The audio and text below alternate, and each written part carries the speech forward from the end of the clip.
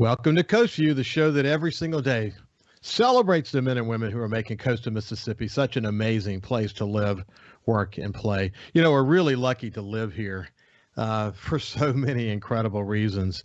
And if you listen to my regular conversations with Jeff Duncan every Friday, every single Friday, Jeff, as you know, is from NOLA.com and the Times-Picayune. What a dynamic situation we have today with a new coach and all the important decisions he's got to make as we go forward. But Jeff often talks about the Gulf South, you know, how important the Gulf South is to the New Orleans Saints. And Jeff certainly understands that. As you've heard me say before, Jeff's actually looking for a place to potentially buy in Hancock County. So he may become a Mississippian before all this is over with. But anyway, the Gulf South is strong and it's important, and especially important to the Saints. So I hope you're joining me and Jeff on our weekly conversations on Fridays. You know, if you're a regular listener as well, you've heard me have conversations with my friend James O'Byrne. James is a Pulitzer Prize-winning editor and writer. We used to work together at NOLA.com and the Times-Picayune. It's this incredible history in news in New Orleans. He certainly understands the importance of the Gulf South, that is for sure. He's the former VP of Innovation for NOLA Media Group, somebody I really enjoyed working with. And it's been great through this show to stay in touch with James because he made this incredible decision to move to France. He and his wife Paula moved to France, and he's a traveler and a photographer. He's a partner in Travelers for Life. And we'll hear a little bit more about that here in just a second. But I've invited him back. We're going to spend the whole show together today, just talking and catching up and seeing what's the latest in his world. So welcome back to Coast Vue, my friend. It's great to be here, Ricky. Great to talk again. There could be a slight delay because, again, the wonders of modern technology. James is in France and his little countryside community. We'll learn more about that in a second. But tell me what time is it now in France, James? It's a little after 5:30 p.m. here in France, and interestingly, the region we live in, the Bourgogne or Burgundy, as we would say in English, has been in fact part of the whole country effort right now to run high-speed fiber throughout the entire country. And right now, France has the highest rate of high-speed internet in Europe, but unfortunately, that doesn't include our town yet. However, which is probably explains some of the delay. We're still on actually old DSL lines here in Flavigny where we live. But we're supposed to take the leap forward into fiber optics sometime this year, hopefully the first half of the year, and things will change dramatically when that happens. You know, last year, James, Mississippi passed a new bill that enabled the power co-ops, the rural power co-ops, to get into the fiber optics business. And they're spending hundreds of millions of dollars across Mississippi now providing high-speed internet access to rural communities. Think about the Mississippi Delta and how impoverished it is, the opportunity to connect them. I mean, many have said it will have more revolutionary impact on our ability to sort of catch up and not be last than any single thing that we can do. Is that the way you're looking at it in France as well? I think so, and the other thing that it does, I think there's a greater sense of urgency in the light of the pandemic, because the only thing that really limits people from working remotely now is the ability to have high-speed internet. So I think there's a lot of push and a lot of pressure on the national government to get this project to completion so that people can work these hybrid versions of half in the office, half at home, or all remote, or whatever it takes to survive in the emerging post-pandemic modern economy.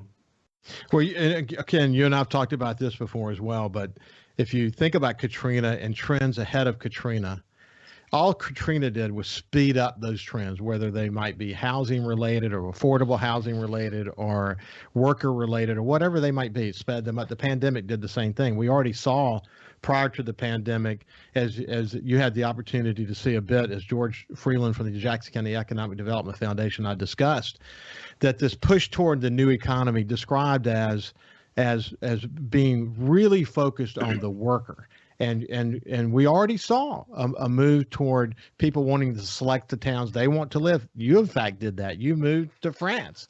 But what is Yes. important is the ability to technologically be connected and be able to being able to work remotely. All the pandemic did was speed that up, didn't it?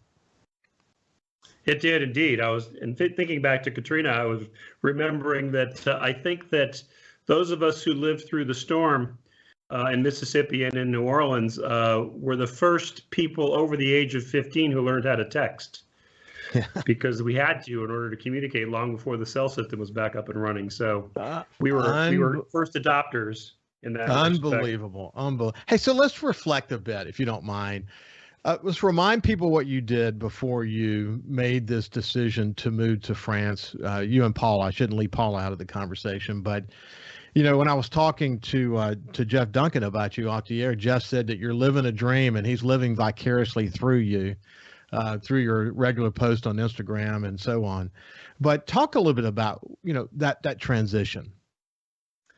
Well, we were in kind of a career transition and looking to move to the West Coast because I have one son on the West Coast and one son who works in Southeast Asia, and I figured that would be closer to them. So I had a really good job opportunity in Seattle, and we were trying to decide whether we were going to pursue that or do something else. And we came to a friend's house in a tiny little village in Burgundy, about an hour south of Paris by high-speed train, just to spend 8 or 9 days kind of figuring out what we wanted to do in our next step of life.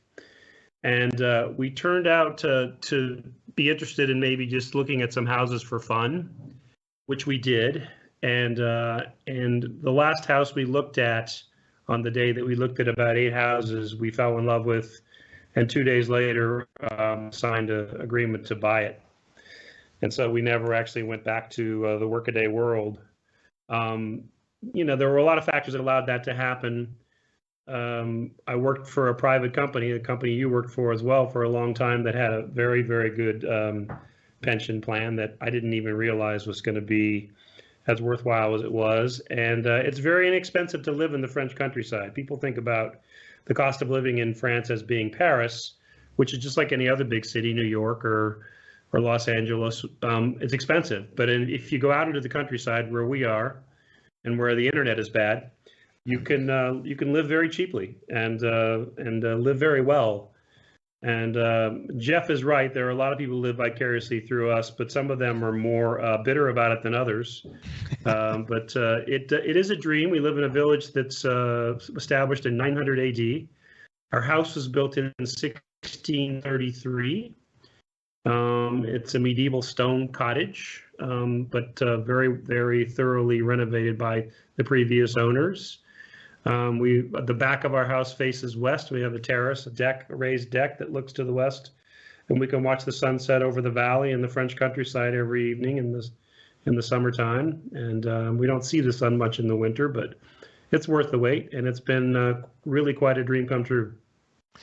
Well, I have a friend of mine here on the coast who's a longtime political consultant and ad agency and so on. His name is Reed Geis. He's quite a figure here in coastal Mississippi. His dad was Reed. Yeah. So, of course you know Reed. Now it rushes back to me. Yes. Yeah, we did work with Reed on some projects for sure. Now that I think about it. Okay, so anyway, Reed said when he went over to Europe on his honeymoon, when he came back, I said, Reed, how was it? He said, oh, it was amazing. I said, well, what's your biggest observation? He says, everything is old, really old. But it really, when you live in a community like you live in, sort of grasp the history of it all, it really brings into focus how new America is, doesn't it? It's a very, very young country, and from a European perspective, I think there's some view that the United States is in its troubled adolescence as a country right now, and struggling through it to get to some version of adulthood that we're all sort of living through. Yeah, it's a difficult situation, and I have a lot of confidence in our democracy. Although I have to tell you, at times, I worry, but I still think that at the end of the day, America is a strong country, and that we will live through this. You and I've had entire shows where we talked about the role that social media has played in all of this, and It's still playing. the role that it's still playing, and the role that social media has played in the pandemic, and the divisions and whatever. If I look back, and I've continued to study, as you know, the social media, the use of advanced artificial intelligence to determine news feeds and all of that. I've had some terrific conversations since you and I talked with some really, really smart people who are engaged in this industry. I'm as concerned today as I ever was. I'm more concerned today than I ever was, because I don't have a sense that we're regulatorily or legislatively going to get ourselves out of this, and the industry doesn't seem focused on it. Maybe we'll talk more about that as we go through this conversation today. Sure. When we come back, we'll continue our conversation with James O'Byrne, just a smart friend who lives in France, who we used to work together, and have a wide variety of conversations that we're going to have today. We'll see you after this break. Welcome back to Coast Vue. My old friend James O'Byrne. We used to work together in New Orleans. He's just a smart guy. He's a Pulitzer Prize winner. He's a photographer, a writer. He travels a lot. He lives in France these days, and we're just catching up. James, one of the things we'll come back to social media, because I do think we should probably continue that part of the conversation. One of the things that amazes me is how you and Paula, at your ages, decided to tackle French, and you went head on with it. And both of you are smart as hell. You read a lot, but it's not an easy language to learn, is it? It is not an easy language to learn. And even though, we're both, fairly astute, we also have old brains, and it takes a little while for the 60-plus-year-old brain to take on a new language, especially one as difficult as French. We take a course every week with a private professor. We were in person for a long time, and in the pandemic, we kept going through Zoom. We go for 2 hours a week. We ate a lot of homework, and progress is slow but steady. I would say that the two milestones that have happened in the last year or so, now we've been here for 5 years. One is that we can speak French well enough now that we get invited to social events in the village where they're only going to speak French. There are people in the village who speak English, but we are now invited to all French evenings and expected to keep up and socialize and be able to have conversations in French. And some nights it goes better than others, but and we're always tired after those evenings, but we're able to hold our own in the language now. And the other, I think, big milestone is we can have a phone conversation with like delivery people and the like in French and kind of muddle through it. It's much more difficult to talk on the phone than to talk in person. You can't see people's mouths moving.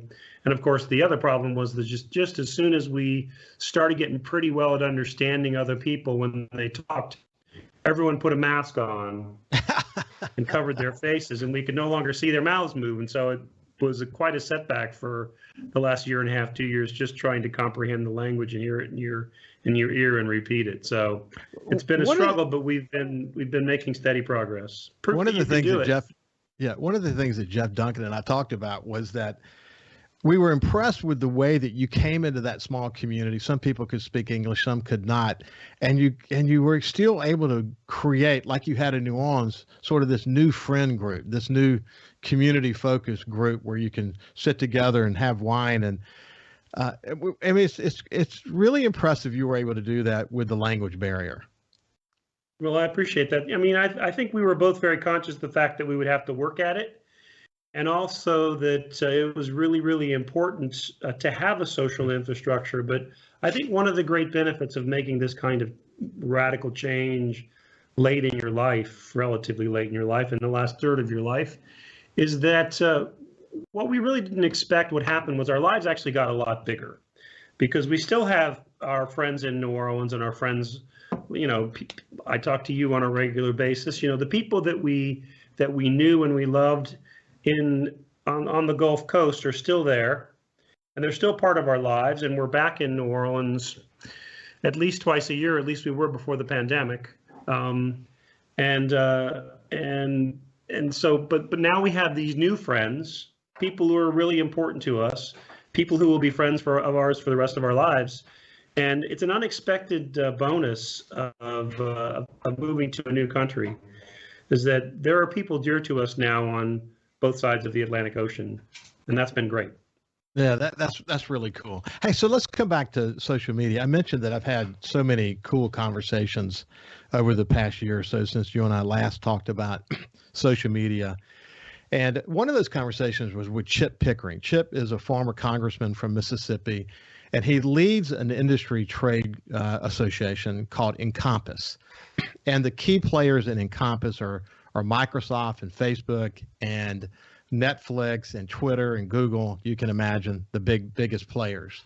And they're concentrating currently on at least some discussion around legislation, antitrust legislation for big tech.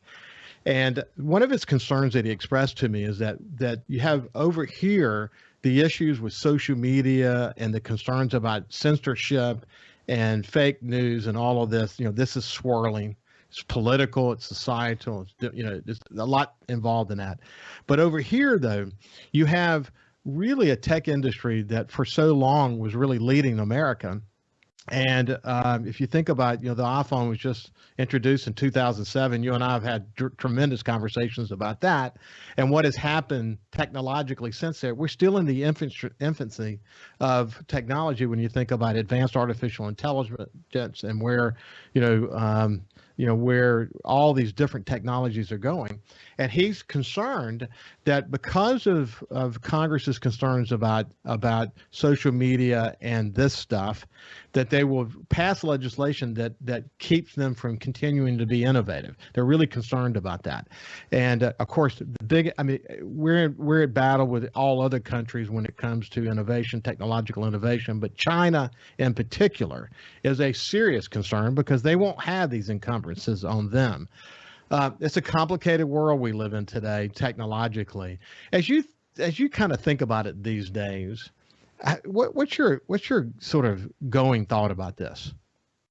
Well, I agree with you that it's complicated, and you want have issues of free speech. The United States has really probably the strongest provision for free speech built into its constitution of any country on earth. You have issues of technological. You don't want to stop technological change and technological progress. But I think that one of the unanticipated consequences of the social media models that exist now is that it's actually designed to build our mistrust in everything. The system is designed mathematically to build mistrust in institutions, in facts, in government, in scientists, and in each other, which is really important. And I think that opens people up to exploitation in ways that we really didn't anticipate that it would. Anyone who wants to exploit a situation and step in and magnify our mistrust by telling us that we can't trust anything has found a pretty rich environment in which to operate, no matter what the issue or topic is.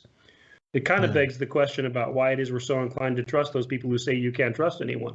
But setting that aside, this erosion of the civic square, I think, is the big problem with the platforms. It has had profound effects on our ability to function as a community, whether it be a village, a major city, a state, a country. You see this erosion of sense of commonality. And so, of course, you see this erosion in the idea of a common good. And the question is, how do you have a functional democracy in which people of good conscience can disagree about things if no one believes in the common good and everyone mistrusts everyone else?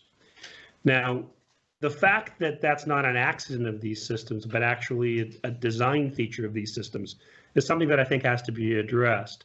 And what we've seen is that despite the pressures that have been brought to bear socially and culturally on these organizations, they're big businesses, and big businesses in general don't do things against their business interest unless you make them. So how do you design a regulatory framework that prevents them from simply taking whatever our basest instincts or fears are and magnifying them? because that's having a devastating corrosive effect on culture and society in a way that I don't think anyone ever anticipated when we saw the internet as this great opportunity for the marketplace. As you and I spent a career on this, I mean, the reality that in order to have a functioning, viable democracy, a democracy of the people, we've got to have an informed citizenry. And as Alberto Bargan always pointed out to me, a reliably informed, and I would also add accurately informed citizenry. I like the way the one part of our last conversation that I never forgot was, and I think it's important for people to understand this, that what Facebook did for so long is they focused on getting a lot of people who were using Facebook. And then along the way, some 20-somethings in Silicon Valley developed what, as you and I know, because we understand digital advertising and what drives digital advertising, they created this platform, this incredibly smart ad delivery mechanism, because they're learning so much about people. When you agree to go on Facebook, you agree to give a lot of personal data. They learn an incredible amount about you. And they're able to deploy artificial intelligence to be able to do unbelievably accurate ad targeting based on your demographics, based on your likes, based on your dislikes, and so on. But what they did is somewhere along the way, someone had the magic idea to use that same delivery mechanism to determine our news feeds. And when we come back from break, we'll talk about why that is so incredibly detrimental, why it's important for us to have contrary points of view, but not necessarily have a news feed full of people who agree with us. When you have that, you really don't have a functioning democracy, especially when it's based on inaccurate information. We'll come back with James O'Byrne on the other side. Welcome back to Coast Vue. You have my friend James O'Byrne. He's a Pulitzer Prize winning writer, travel writer, photographer, just smart guy who lives in France, who came from the Gulf South. He lived in New Orleans for quite a long time and made his impact, especially before and after Katrina in New Orleans. When we went to break, though, you heard sort of at the foundation is this ad delivery mechanism that you and I both know to be unbelievably smart and innovative. By using that to determine our news feeds, they have undermined societies and democracies around the world. And I'm not overstating that, am I? I don't think so. I think that, one of the things we saw early on in the internet was that it was a place that allowed people to say things that they wouldn't normally say to people they were sitting across the table from or sitting at the bar with face to face. So it already had kind of a sort of the lowering of our sort of civic standards and standards of civility. And then you created an environment in which the companies figured out that if they just preyed on our fears and then used the platform and the algorithm to magnify those fears, they could make a great deal of money. And the metric they use is engagement. And it is much easier to engage someone by saying, here's something that we think you'll agree with. Here's something that we know you're afraid. Here's something that will tell you that you're not wrong to be afraid. And that's much more engaging and much more time consuming online than say, here's an alternative view or here's a different viewpoint. That's less engaging. So what they're interested in is engagement, because engagement equals dollars and profit. And that's how they've designed the entire system. And I think that by designing the system that way and applying it to our information system, our information ecosystem now is completely reliant upon confirming our bias, confirming our view, and confirming our worst fears. And of course, you're not going to have a functioning civil society if that's how we're getting our information. Yeah, when your news feed is full of people who agree with you, that's not a good thing, and that's what the artificial intelligence is doing. It occurred to me while you were talking, when you and I were together at NOLA Media Group, and we were having conversations and setting goals around engagement. Never in our wildest imagination did we ever think the term engagement would be used in this context. It's amazing how it has evolved, isn't it? It is, and I think the other important thing that we did at the newspaper and the website was We believed in tending the garden. We believed in applying rules and standards to behavior in the public spaces that we created for people to engage with our content. That took effort. It took staff. It took resources. I mean, we weren't always perfect at it, but there was an underlying philosophy that if we create the garden, we need to tend the garden. And what's interesting about these mega platforms now, whether it be Facebook, Meta, whatever it's calling itself this week, it's still the same beast, Spotify, Twitter, these platforms have decided they're not really going to tend the garden by and large. If you go completely off the reservation, they'll restrict or ban your account, but they're not going to engage in any kind of moderation of material. And they hide behind this notion that they're platforms instead of publishers, which is hard to justify given the amount of money they're spending to make sure you don't get that content on anybody else's platform, which is another way of sort of, making sure that, you can only see things in certain places and not other places.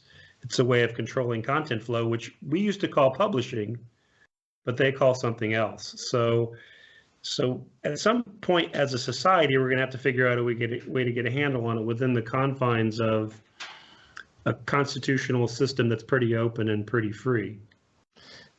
Yeah. So let me summarize what James just said, because we're talking about Section 230 protection. And essentially what happened is technology companies have evolved since that section was created, I might add. It's just a wild world. At the time that it was developed, it was about commenting and comment streams, et cetera. But it still applies to technology companies today. They claim to be in the technology business. They don't claim to be publishers or content providers, even though that's really what they are. James, when you talk about the work that we put into at NOLA Media Group and other companies like ours at the time, the work that we put into moderation, the work that we put into making sure that stories were corroborated and as accurate as possible, and the layers of editors and all that was expensive. That was extremely expensive. So if you were to suddenly say that Facebook is a publisher and they had to have the same kind of moderation and the same kind of efforts to determine accuracy of whatever, their whole business model would go to hell in a handbasket, wouldn't it? Well, I don't know how much it would go to hell in a handbasket. I think it might reduce their billions. I mean, these are the richest companies on earth. They have bottom lines that are bigger than the gross national product of many countries. So I'm not sure that we're at the point where asking them to engage in the civic life of America to a greater extent than they're currently doing is asking them to go out of business. It might be asking them to direct some of their profit to tending the garden they've created, but they should have been doing that from the beginning in order to be responsible members of a functioning society, it seems to me. One of the things that Chip Pickering and I talked about was it's almost impossible to get any focus on any specific issue these days in the U.S. because there's so much noise. So much, maybe pandemic noise, it might be political noise, whatever the noise. And as a result, we're not able to solve any problems now. I'm curious, we kind of are in this gridlock mode in America. Do you guys have the same kind of conversations in France about the sort of governmental issues in France and Macron these days? Or are the conversations different? They are different. It's been interesting to be in a country with a centralized healthcare system, a socialized healthcare system, highly efficient and with very, very good results in the middle of the pandemic. I mean, everything about the pandemic and how it unfolded has unfolded in Europe in a different way than the United States, and overall, it's been tremendously beneficial. It's not difficult to find tests in Europe. It's not difficult to get a test if you need it, to buy a home test or go to the drugstore and get a test. The record keeping is impeccable. The death rates are lower, the disease rates are lower. And I think some of the struggles that the United States has had with the pandemic is an indication of what you're talking about, that this is a country that used to solve big problems. And here we are 2 years in and people are still trying to get a test. And so sort of the basic fundamentals that everyone agreed upon beforehand, before the pandemic, about what you would need in a pandemic, were just kind of left by the wayside. Shortages of masks, shortages of tests. These are not things that the most powerful economy on earth should be struggling with. So I think that it's worthwhile to look seriously at ourselves and figure out what it is about our current structures that makes it difficult for us to solve big problems, because this isn't going to be the last big problem we have to grapple with. It's not going to be the last big problem we have to grapple with, and there are lots of challenges for sure. Hey, I'm curious, and we'll pick this up now, and if on the other side, we'll continue the part of the conversation.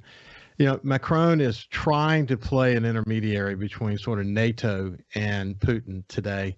And the most recent news is that there's a little bit of worry on the part of NATO that Macron could be freewheeling. They're wanting to understand more about it as this thing unfolds. But what do people in France think about the role that he's playing? Well, it's interesting. I think that from the time he was elected, which is he's up for re-election in April of this year, but from the time he was elected almost 5 years ago, Macron has positioned himself as a leader who thinks that Europe should be more autonomous and independent and self-supporting in a lot of ways. And I think during the previous administration, when there was a de-emphasis of NATO, the Europeans saw the inherent danger in relying too much upon the United States for their well-being. And so I think that he's been oriented towards that all along. On the one hand, I understand that certainly the State Department and the administration are worried about him freewheeling it a little bit. On the other hand, he seems to be the only one who has managed to maintain a working speaking relationship with Putin without agreeing with everything he wants or acceding to his demands. So as long as that line of communication is open, I think that he'll continue to do what he can to try to de-escalate the conflict. As it is, this war will occur on European soil, not in the United States. And so Europe has a significant interest in making sure that it doesn't get out of hand, regardless of what interest the United States might have in the situation. When we come back, we'll continue our conversation with James O'Byrne, just a smart guy, old friend. We'll talk a bit more about this conflict. What's it all about? We'll see you after this break. I'm with James O'Byrne, a Pulitzer Prize-winning writer, travel writer, lives in France these days. He's from the New Orleans area, or lived in the New Orleans area for a significant amount of his time, and just a good friend and smart guy. When we went to break, though, we were talking about Macron's role in sort of mediating the current tensions between Ukraine and Russia.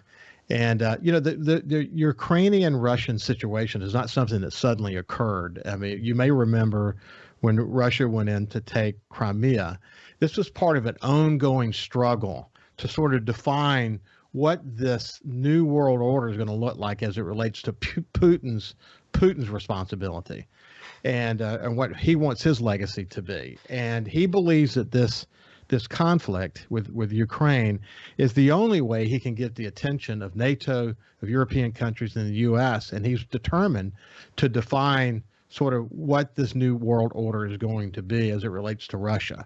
And when you guys talk about it in France, how do you guys talk about it? Well, it feels close in France and in Europe in general, because if that conflict were to spin out of control, it would spin out of control within the European continent before it spun out of control anywhere else. So it's a big deal. Europe is united in the notion that Russia does not get to dictate dictate who gets to join NATO or become a democracy and who doesn't. And I think that any other position, that's certainly the position of the United States as well. So in that sense, they're very unified. What's interesting to me is that the United States can do something to greatly decrease the influence of Russia in Europe, and it hasn't done it yet. And that is that Europe is uniquely reliant upon Russia for its natural gas supplies, for its heating in the winter, basically. In order to stay warm, Europe must have Russian natural gas. Now, Russian natural gas sold to Europe makes up a significant part of its economy, so there is a typical synergy there that's essential. But with 2 or 3 tankers full of liquefied natural gas, and a little bit of investment in better LNG technology along the Gulf coasts of the United States, you could solve Europe's energy dependency on the Soviet Union. And I'm not inventing this. There are many strategic thinkers, conservative strategic thinkers as well, who believe that the U.S. should already have done this, that the fact that Putin uses his leverage over Europe by threatening to cut off the natural gas supply is silly when the United States is the largest producer and the largest exporter of natural gas in the world. So why haven't we closed that loophole is a really big question for me, because I think this particular conflict would be significantly different if Putin couldn't threaten to turn off the heat in February in Northern Europe, if we refuse his advances in Ukraine. Wow, it's going to be an interesting thing, and we'll come back to it in the future and continue the conversation. Hey, in a little bit of time we have left, my son Justin, when he went to New York City, he could find a bar to go to that everyone who was there were Saints fans, and man, they were hoodatting and enjoying being a Saints fan. Is there a bar anywhere in France that you can go to and find other Saints fans? No, there is not. I think that, one of the things that's happened is I've sort of become a Formula One fan. And part of it is that, half the football games that occur in the United States occur after midnight here. And frankly, Ricky, I'm 62 years old, and I'm not really looking to stay up till 3 o'clock in the morning to watch a football game. So at least the Formula One races occur during the daytime. So I think the NFL's getting bigger and bigger in Europe. It's certainly getting big in the UK, where the Saints will be playing again in London. I was at the last game that the Saints played in London by taking the train from France rather than flying from the United States. But I think that the NFL has a ways to go in Europe because it's really difficult to engage in the games live when they happen in the middle of the night. Yes, it's kind of the problem with the Olympics, to be honest with you, is that the delay and time difference is a real problem. But you're still a big Saints fan, man. I know that for sure. And still a big Dennis Saints Allen, fan. I've been following everything, but and certainly when I can see them streaming, I watch them, but it's a fairly rare event. You're not surprised to see Dennis Allen become the next Saints head coach, are you? Not at all. Not at all. I mean, he's been in that coordinator position for a long time, and I think he certainly earned another shot at a head coaching job. He needs a quarterback, though. Yeah. Jeff described that as the Saints are members of those who are in the sea of oh gosh, how did he say it? Sea of have-nots. Of have-nots. Thank you. There you go. The sea of have-nots as it relates to. And we were the haves for so long. It was such a nice run to be in the haves. I had a little tragedy the other day. I opened up my my DVD of the Super Bowl, the Saints Super Bowl, and the DVD case was empty, which means that I must have left the DVD in the DVD player that I sold in the United States before we moved to France. So now I'm without the game. Hey, Formula One is more popular in America today because of the Netflix special. Be interested in your views on that. We'll do that the next time we're together. But listen, James O'Byrne, it's been terrific to have the opportunity to catch up with you, my friend. I'm glad you and Paul are still doing well, and we'll talk to you very soon. Always enjoyable. Thanks. Take care. You bet, buddy. This has been James O'Byrne, just an old friend, smart guy, Pulitzer Prize winner who lives in France. We'll see you tomorrow. Take care.